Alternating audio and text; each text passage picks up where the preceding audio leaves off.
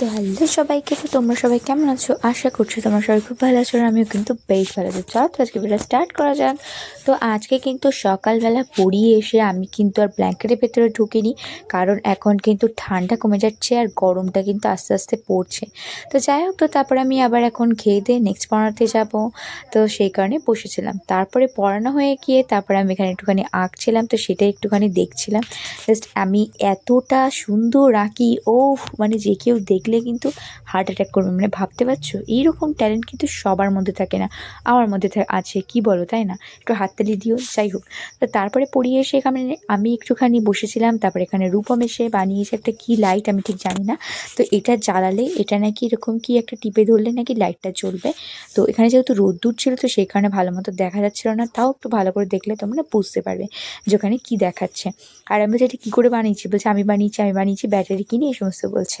আর তারপরে এটা কিন্তু মানাদির মেয়ে ওইখানে কল কিনেছিল পুজো বলছি কেন, যে 26শে জানুয়ারি মেলাতে।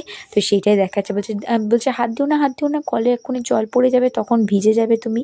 তো সে কারণে যেই বালতিটা পড়ে গেছে তখন বলছে তুমি ফেলে দিলে, হ্যাঁ জল পড়ে গেল তো এবার ভিজে যাবে, তো এরকম বলছে। বেশ ভালো লাগছিলো বলতে, ও এত সুন্দর করে বলছে, মানে ছোটোবেলার কথা মনে পড়ছিলো। মানে এমনভাবেই বলছে জিনিসটা যেন সত্যি করে হচ্ছে, যেন সত্যি করে আমি বালতির জলটা ফেলে দিয়েছি।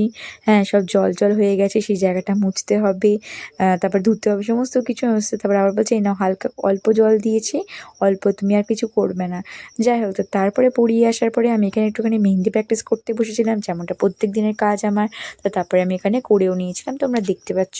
তো তারপরে যেহেতু আমি বাড়িতে প্র্যাকটিস করি, তো সেই কারণে কাবেরি দিয়ে করছে। আর আজ এতটাই মানে অলস ছিল যে আমি কোনটা আর বানাইনি, শুধু কাবেরি মেহেন্দিটা দিয়েই করছিলাম প্র্যাকটিস। আর তারপর এখানে কিনে নিয়েছিলাম আমি গিফটের কাগজ, এগুলো কাজ করব বলে। আর শুধু গিফটের কাগজ না, আর সাথে কিনেছিলাম আমি এই যে সেলোফেন পেপারটা, যেটাতে আমি বানাবো হচ্ছে গিয়ে অর্গ্যানিক মেহেন্দির, যেহেতু এখন বুকিং আছে, তো সেই কারণে আমি কোন বানাবো বলে। তারপরে সন্ধ্যেবেলাতে একটুখানি পড়াতে গিয়ে নিয়ে এসেছিলাম একটুখানি মোমো, চিকেন মোমোর সাইজগুলো দেখেছো, মানে ছোট্ট ছোট্ট। যাই হোক, কী করা যাবে, এটাই দিয়েছে কপাল আমার। তারপর এখানে একটুখানি আমি দাঁড়িয়েছিলাম, দাঁড়িয়ে এবার ভাবছি যে চলো এবার খাওয়া যাক, কারণ অনেকক্ষণ ধরে হয়েছে, গন্ধটা নাকে আসছে, এবার না খেলে কী হয়। তো যাই হোক, তারপরে আমি খেয়ে নিয়ে এখানেই বসেছিলাম আমি পেপার কাট করতে। পেপার কাট বলতে কি, সেলফেন পেপার, এই যে জিনিসটা দেখতে পাচ্ছ, আমাদের না কোণে করলে আরও সূক্ষ্ম এবং সুন্দর ডিজাইন হয়, আর ভীষণ নিখুঁত হয়। তাও আমি অনেকদিন প্র্যাকটিসে বসিনি বলে কাজ আমার অনেক বড় বড় হয়ে গেছে।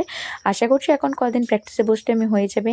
আর এইখানে তারপরে আমি তেল দিয়ে, আমাকে কি সুন্দর লাগছে না, ও পুরো রাজকুমারী লাগছে তাই না, কি বলবো। আর যাই হোক, তারপর আমি না তখনই ভিডিওটা আমার তখনই সামনে আসতে হয় বারবার করে, যখন আমি চুলে তেল দিয়ে থাকি। কোনো মানে আছে বলো? আমি তো বলতেই ভুলে গেছি, আমি যে ব্রাইডাল কাজ করেছিলাম, যে এই দেখো তোমরা, তো সেই কাজটাই তোমাদেরকে দেখাচ্ছি।